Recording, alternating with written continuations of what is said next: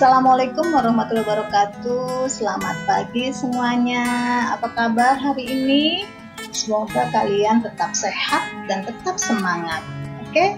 Nah, hari ini Bunda akan membahas materi tentang jas ya, tentang jas atau blazer. Ini sebenarnya adalah materi pelajaran pembuatan busana wanita atau yang biasa disebut dengan PBCM. Nah, untuk kelas 12 ya, jas dan blazer ini adanya di kelas 12. Nah, yang akan dibahas apa aja? Untuk kompetensi dasarnya itu ada 2 ya, yang 3.4-nya itu adalah tentang menganalisis rancangan bahan jas. Kemudian 4.3-nya tentu saja membuat, untuk skillnya adalah membuat rancangan bahan jas ya. Kemudian 3.4 itu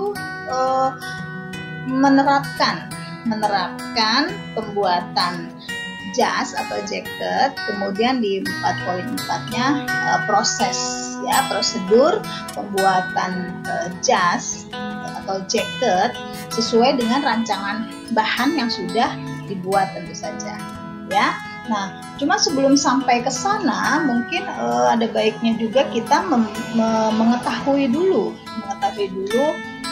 tentang jas. Misalkan definisi jasnya atau pengertian jas itu apa sih gitu kan ya. Tentu kita harus kenal dulu apa yang akan kita kerjakan nanti. Jadi kita akan di awal ini Bunda akan bahas tentang jas. Jasnya artinya mulai dari pengertian jas, kemudian sejarah jas, kemudian bahan utama atau bahan tambahan yang digunakan untuk pembuatan jas, kemudian alat dan bahan misalkan untuk membuat pola jas tersebut, dan mungkin juga kita nanti akan menganalisis model jas ya. Nah, Bunda tampilkan di sini dua model jas gitu ya. Tentu saja nanti yang akan kita coba buat untuk pecah pola jas tersebut gitu ya. Nah, kemudian apa aja sih setelah itu? Tentu kalau kita sudah tahu tentang jasnya, kita sudah tahu fungsi jas, kemudian tadi tentang analisa desain jas, kemudian alat dan bahan apa saja yang dibutuhkan untuk pembuatan pola, baru kita masuk ke pembuatan pola jas tersebut.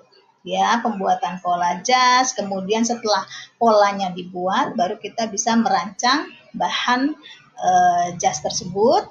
Nah, dengan rancangan itu, dengan panduan rancangan bahan yang ada, barulah kita proses pembuatan jasnya, gitu ya. Jadi pembuatan jas itu mengikuti rancangan bahan yang sudah kita buat.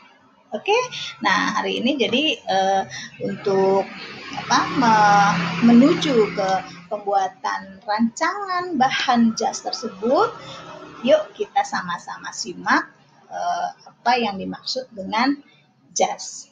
Oke, siap ya? Oke, lanjut. Oke, kita mulai ya. Kita bahas tentang jas dan blazer ini ya. Nah, apa sih jas itu? Definisinya di sini sudah jelas dikatakan, jas adalah sebuah pakaian luar ya yang menutupi kemeja dan memiliki lengan panjang dengan bentuk bahu yang kaku dan belahan di bagian depan ya, serta umumnya berukuran sampai di bawah pinggang atau bisa di bawah panggul. Nah, ini contohnya ya, ini adalah jas formal. Nah, ini mungkin kalau perkembangan sekarang bisa digunakan juga untuk yang bersifat casual ya. Oke, lanjut ya, sejarahnya kita pelajari tentang jas ini. Nah, sejarah jas itu mulai dikenal pada tahun 1860 ya, jadi sekitar mendekati 1900-an lah ya. Nah, ketika Henry Paul membuat setelan khusus gitu ya. Nah, kemudian digunakan di acara makan malam Nah, tapi kemudian berkembang terus sehingga di tahun 1900-an itu berkembang kembali lebih berkembang lagi jasnya dengan bergaya 3 kancing yang dianggap lebih modis gitu ya. Nah, setelannya itu disebut dengan tuxedo. Kemudian lanjut ke era 2000-an ya. Ternyata di era 2000-an itu jas itu sudah memiliki makna yang lebih luas. Jadi nggak terlalu bersifat kaku atau formal, tapi bisa juga untuk dikenakan untuk acara yang lebih santai gitu ya. Seperti contohnya seperti ini ya. Jadi bisa dipakai dalamannya dengan lebih casual seperti kaos gitu ya. Nah, ciri-cirinya, ciri-ciri desain jas. Nah, ciri-ciri desain jas itu model kerahnya mempunyai kelepang dan rever ya. Kemudian berlengan panjang dengan jahitan pada bagian depan dan belakang. Nah, ini ciri khas jas ya. Karena kalau baju yang lain itu kan biasanya lengannya biasa, lengan licin atau lengan kerut dan sebagainya. Tapi kalau jas itu selalu berciri lengannya itu bagian depan dan belakangnya ada sambungan gitu ya. Kemudian garis desainnya tegas. Nah, kokoh pada bagian bahu atau terlihat kaku ya karena menggunakan padding atau busa ya untuk kelihatan lebih tegak, lebih berwibawa. Gitu. Kemudian ketepatan pada badan itu maksudnya biasanya dibuat lebih pas gitu ya, jarang yang bikin longgar besar gitu kan. Jadi pas mengikuti bentuk tubuhnya begitu. Nah, jenis-jenisnya atau macam model jas ya, jenis-jenis atau model jasnya itu ada dinner suite gitu ya. Dinner suite itu di situ disampaikan jas formal untuk acara makan malam ya. Kemudian kerahnya menggunakan bahan berkilau ya, biasanya satin atau sutra. Pokoknya bahan utamanya ini beda ya antara badan dengan kerah. Jadi kerahnya dibuat lebih berkilau. Kemudian ukurannya pas di badan dan menggunakan dasi kupu-kupu. Nah, ini digunakan untuk acara makan malam atau ketemu klien penting gitu ya di acara makan-makan itu. Oke, lanjut yang kedua itu single breasted. Nah, single breasted itu maksudnya kancingnya ya, kancingnya cuma satu baris, artinya di tengah muka gitu ya, berbaris. Dia ada yang kancingnya cuma satu, ada yang 2, 3, biasanya paling banyak 3 gitu ya, karena belahannya kan mendekati pinggang. Jadi kancing paling cukupnya cuma paling banyak 3 ya. Jadi di sini jas dengan deretan kancing di bagian tengah muka bisa terdiri dari 1 sampai 3 kancing. Kemudian menggunakan vest ya dan kemeja di dalamnya nih ya. Jadi dia pakai kemeja, kemudian ada vestnya di dalamnya gitu ya. Setelah kemeja itu ada vest. Terus untuk kesan casual bisa menggunakan dalaman selain kemeja dan tanpa vest atau rompi ya. Kalau mungkin mau lebih casual, tidak menggunakan vest atau rompi. Oke, lanjut ya. Nah, ini yang double breasted. Apa tuh maksudnya? Kancingnya banyak gitu ya, kancingnya 2 baris dia. Oke, jas ini memiliki penutup bagian depan juga ya. Jadi bagian depan, tapi dia tidak tepat di tengah muka.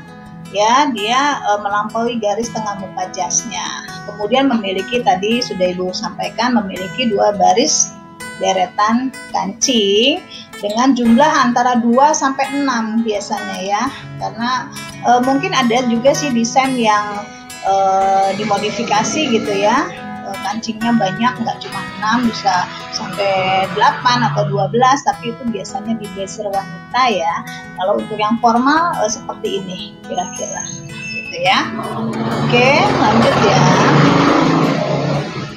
Nah, tuxedo ini digunakan untuk acara formal dan mewah ya, seperti pesta atau acara pernikahan.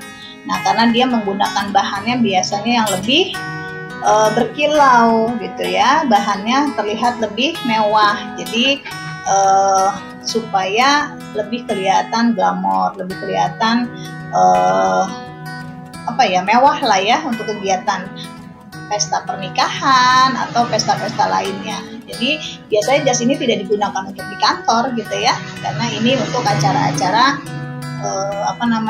tertentu gitu ya. Nah kemudian bentuk kerahnya itu dia lebih banyak bentuk kerah shawl gitu ya, atau melengkung atau selendang gitu kan. Jadi jarang yang buat dengan bentuk kerah jasnya gitu. Walaupun tetap ada, tapi dia lebih banyak bentuk kerahnya yang banyak pelepukannya gitu ya. Seperti model-model di sini kan ya, ini dia menggunakan shawl, jadi kerah selendang gitu ya. Jadi langsung tidak ada sambungan di kerahnya. Oke, gitu ya, lanjut ya. Nah, yang ini Mandarin Suite. Nah, Mandarin Suite itu jas dengan gaya Mandarin. Jadi jas dengan gaya Mandarin menggunakan kerah ya, kerah Shanghai nih, kerahnya tinggi ya, kerah Shanghai. Kemudian ada kancing-kancingnya juga gitu ya, bisa dipakai, dikancingkan atau juga dibuka supaya berkesan lebih ramping gitu ya. Kemudian itu ya, jadi ada beberapa macam model jas.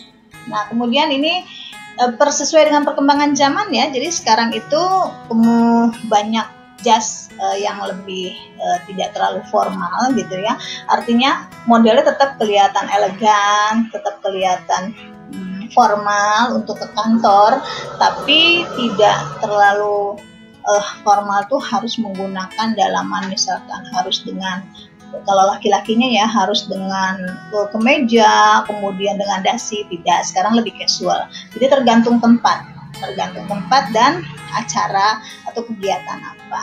Nah ini contoh blazer-blazer wanita ya, karena yang kita nantinya yang kita akan buat adalah jas untuk wanita atau yang biasa disebut dengan blazer gitu ya, blazer wanita. Jadi model-modelnya sama seperti tadi, ada yang single breasted, ada yang double gitu ya, tapi lebih berkembang dia modelnya. Lanjut ya. Nah ini model-modelnya. Nah ini ada blazer dengan tutup tarik ya, dia dengan tutup tarik. Kemudian ada juga blazer yang tanpa kancing. Jadi kayak di sini dia menggunakan tali gitu ya, tali yang dipita gitu kan. Kemudian ini juga cuma ketemu di bagian tengah muka, tidak ada kancingnya gitu ya. Jas dengan kombinasi motif lain gitu. Oke, lanjut ya. Nah, sekarang masuk ke fungsi dan bagian-bagian jas. Nah, fungsi jas itu apa? Tadi sudah dibahas ya, artinya sudah di awal gitu sudah disebutkan pengertian tentang jas itu. Nah, ternyata fungsinya ya sebagai pakaian luar gitu. Jadi bisa disebut sebagai outer gitu ya.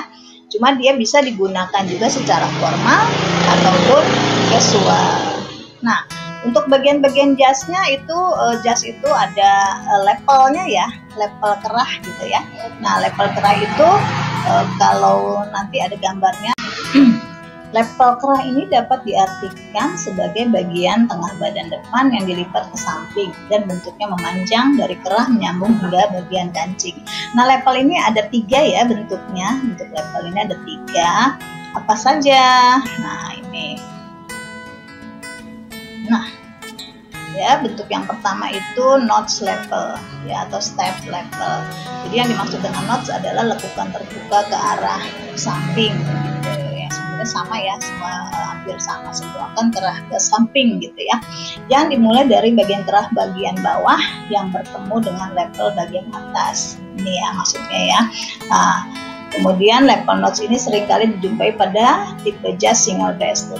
Nah, ini biasanya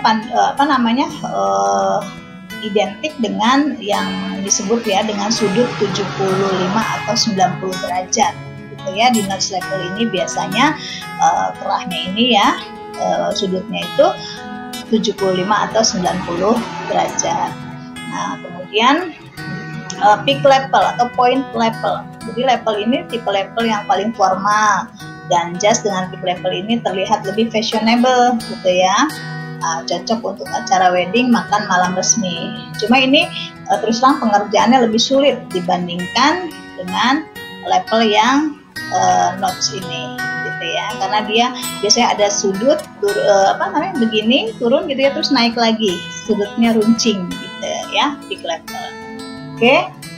Nah, kemudian yang ketiga itu adalah saw level atau dia tuh stali gitu ya, stali atau langsung atau selendang, keras selendang gitu, keras sal gitu ya, yang gampang tuh.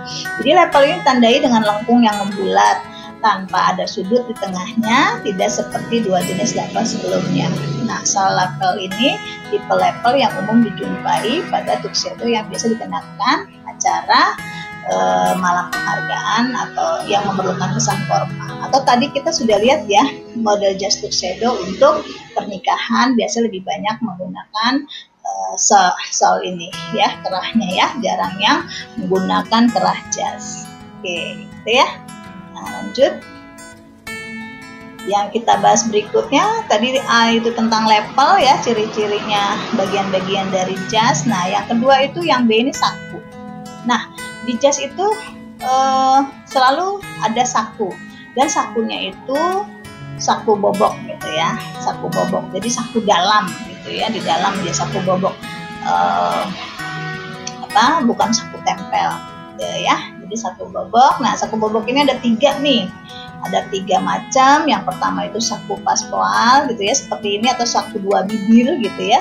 Paspoal nih ya, ada 2 bibir seperti ini, atau saku vest. Kalau saku vest itu biasanya dikenali dengan satu bibir gitu ya, karena dia lebih besar gitu kan.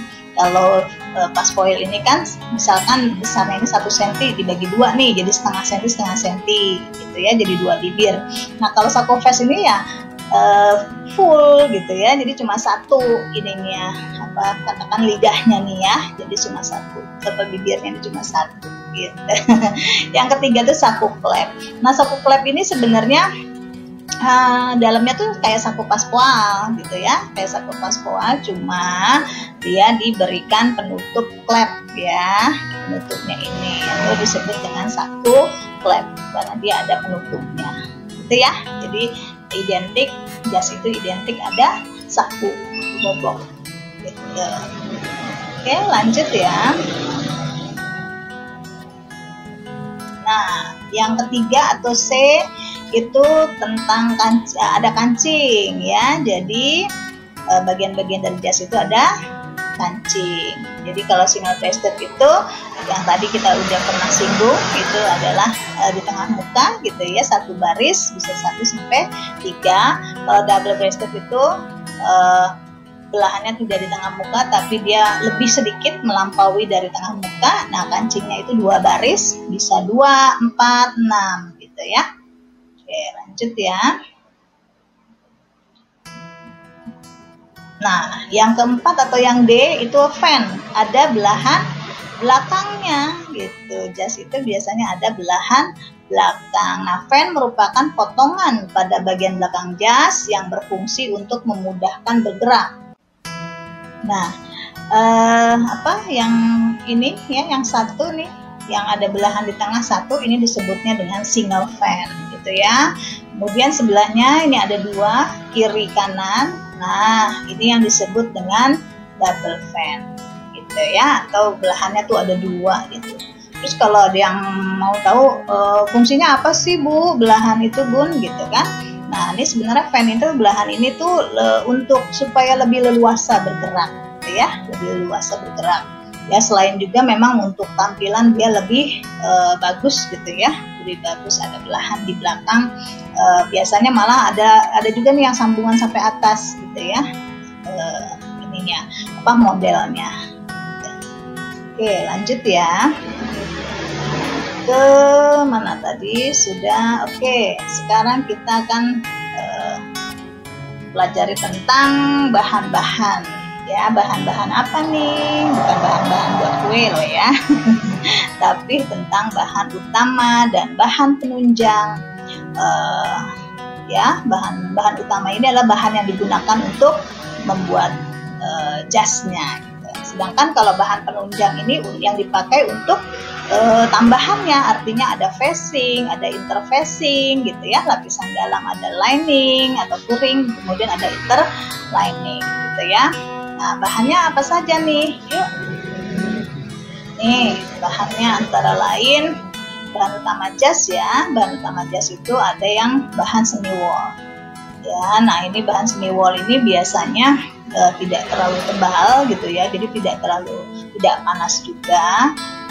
Nah ini biasa digunakan untuk jas formal gitu ya, bisa untuk acara atau kantor karena bahannya itu tidak mudah kusut, kemudian awet dan mudah perawatannya gitu ya, bahan semi wool. Kemudian ada juga bahan silk ya, silk wool atau shining gitu ya, karena dia berkilau.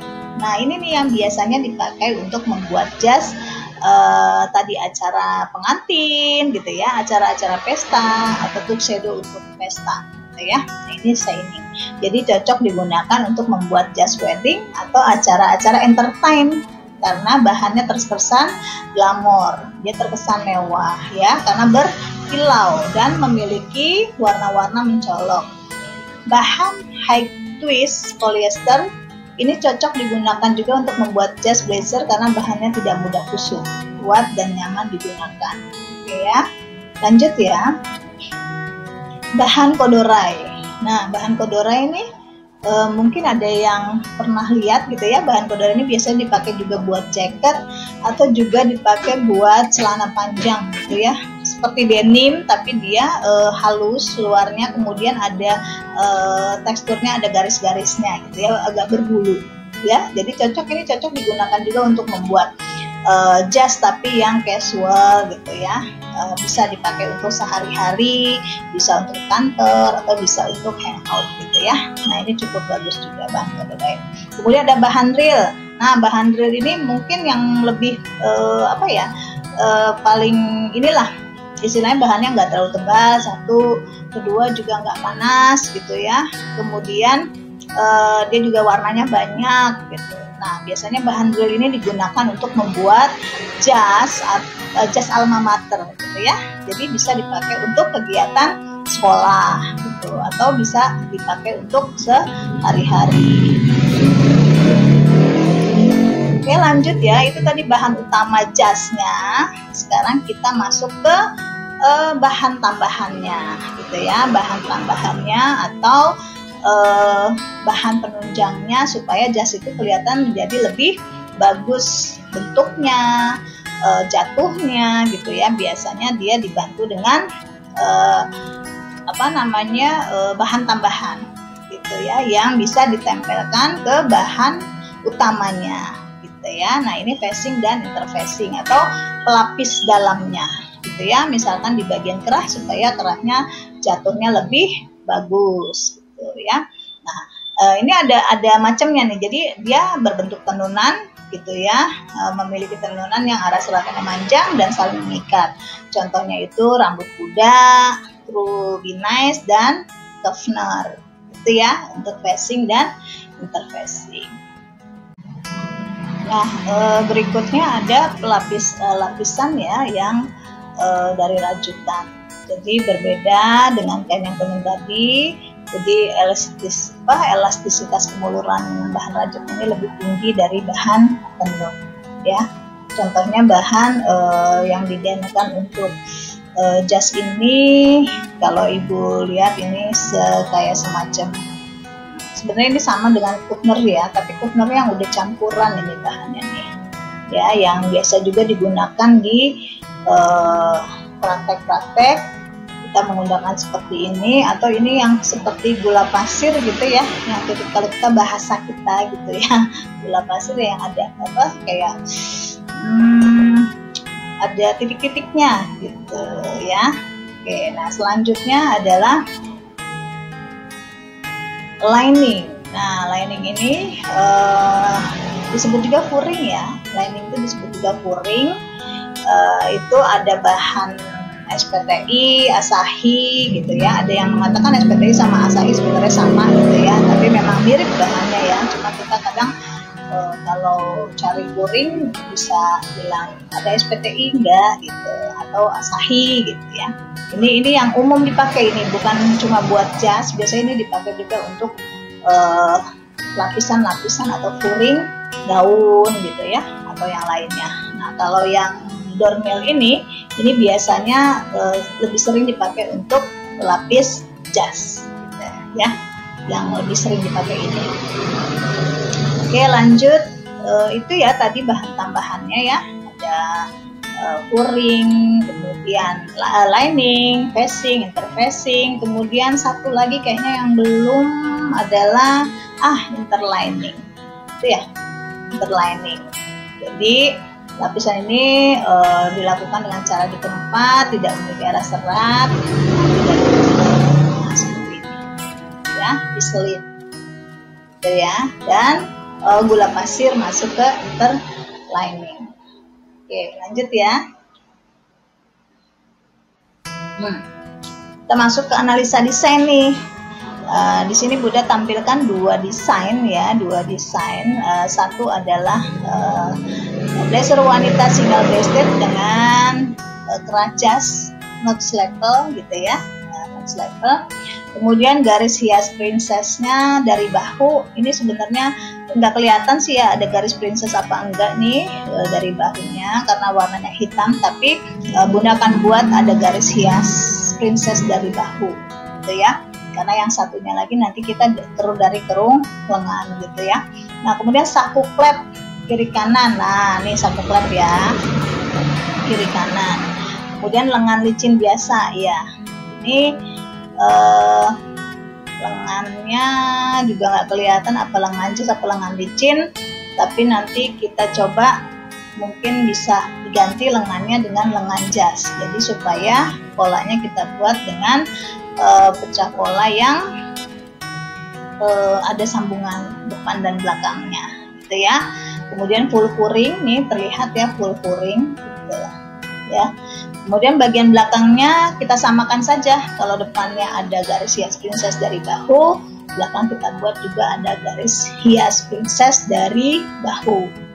Kemudian kita buat sambungan pada bagian tengah belakang gitu ya.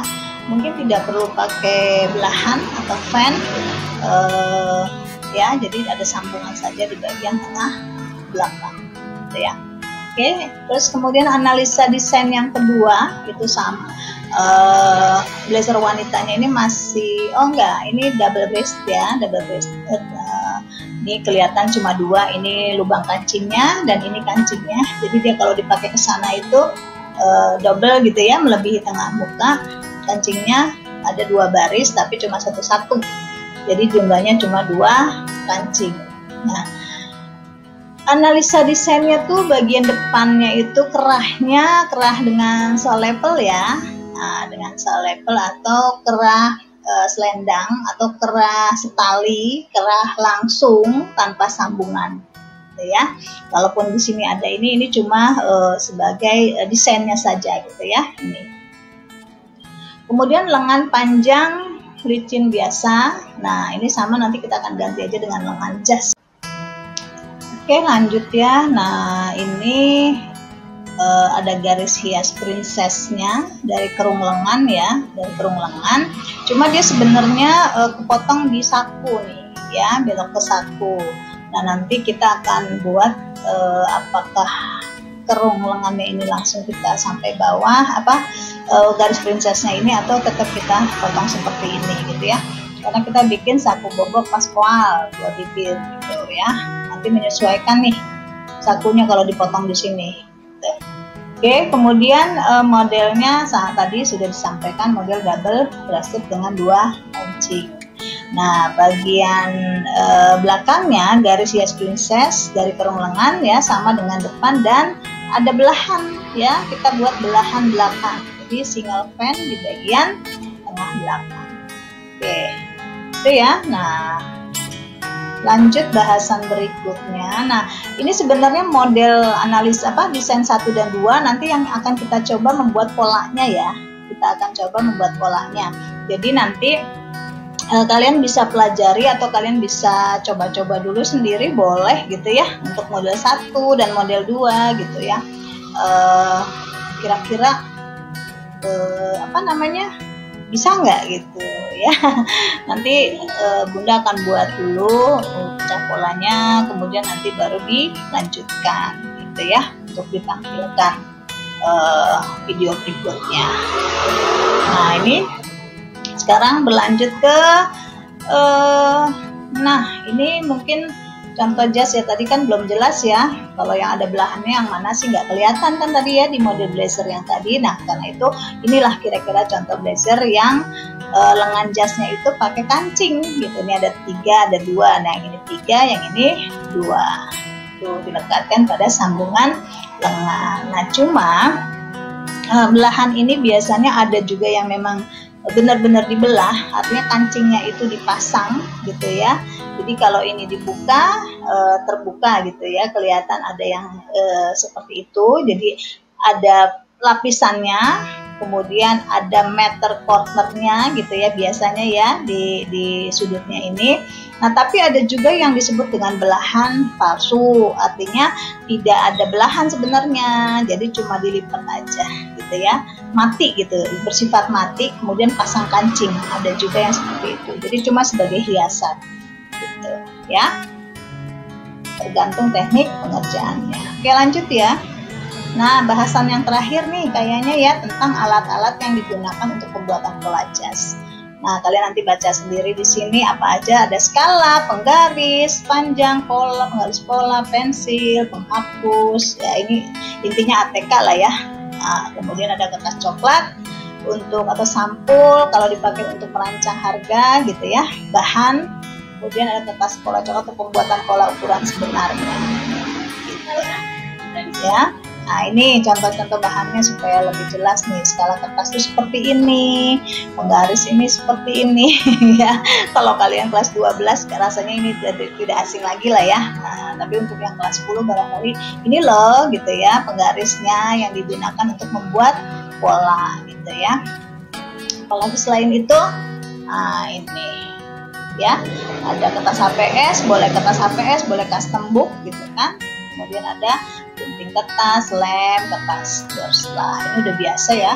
Ini udah keseharian kalian dari kelas 10 menggunakan ini. Jadi udah nggak kaget ya, nggak bingung. Nah, yang terakhir kertas sampul. Nah, boleh yang coklat, yang garis-garis buat biasa dipakai buat sampul buku, atau juga kertas sampul motif. Ini yang bisa dipakai, yang akan dipakai untuk merancang bahan dan harga. Gitu ya. Sebenarnya sih merancang bahan aja ya di KD-nya, tapi kita akan lanjutkan saja sekaligus merancang harganya. Kita kira-kira bahannya berapa, harganya berapa, totalnya berapa, pengeluarannya. Mungkin next ada yang namanya menghitung harga jual. Itu sebenarnya di PBI ya, pembelajar materi pembuatan busana industri ada ya. Tapi boleh diaplikasikan di sini. Nah, terus kertas pola coklat untuk pembuatan pola ukuran sebenarnya. Nah, kertas coklat ini ya biasanya disebut dengan kertas Samson gitu ya. Kertas coklat ini biasa disebut dengan kertas Samson. Biasanya digunakan untuk membuat pola ukuran sebenarnya karena dia besar ya, ukurannya besar. Tapi kalau misalkan kalian nggak punya kertas coklat ini, boleh aja sih alternatif lain menggunakan kertas koran gitu ya, kertas koran. Cuma memang kertas koran itu sebenarnya tidak terlalu besar. Jadi kalau ada pola yang mungkin lebih besar ukurannya daripada kertas koran tadi, kalian harus menyambungnya gitu ya. Ya, sambung dengan selotip gitu ya yang sudah disiapkan tadi, atau dengan lem. Itu ya. Jadi ini bahasan terakhir kita tentang alat-alat yang dibutuhkan untuk pembuatan pola jas gitu ya. Jadi demikian materi hari ini. Kedepannya kita akan membuat membuat pola jas yang tadi kita sudah analisa ya, desain jas tadi ada 2. Nah, itu yang akan kita coba buat pecah pola jasnya. Tapi kalau untuk kalian yang mau coba-coba dulu boleh ya. Barangkali mau coba dulu sendiri, kayaknya gampang nih mau bikin gitu ya, boleh, silahkan nanti compare dengan tayangan pecah pola jas yang dari Bunda gitu ya, boleh. Oke, itu aja dulu ya. Terima kasih atas perhatiannya, sudah mengikuti dengan mengamati, mungkin mencermati materi yang sudah diberikan. Mudah-mudahan bermanfaat gitu ya buat kalian semua. Untuk yang sudah tahu atau yang sudah pernah, yang sudah paham tentang ini ya, ini berarti untuk mengingatkan kembali gitu ya. Nah, untuk yang belum tahu, mudah-mudahan menambah pengetahuan kalian gitu ya. Pokoknya Bunda ucapkan terima kasih sekali lagi atas perhatiannya dan semoga bermanfaat, kemudian bisa aplikasikan di kehidupan sehari-hari gitu ya. Oke, sampai di sini, terima kasih. Wassalamualaikum warahmatullahi wabarakatuh. Oke, oh ya, jangan lupa ya, kalau memang video ini bermanfaat dan kalian suka, tolong bantu like-nya ya. Nah, di like, kemudian kalau bisa langsung di-share ke teman-teman yang lain supaya teman-teman yang lain juga bisa mendapatkan pengetahuan tambahan dari video Bunda ini. Oke, terima kasih kembali. Wassalamualaikum warahmatullahi wabarakatuh. Semoga berjumpa lagi di video berikutnya. Bye.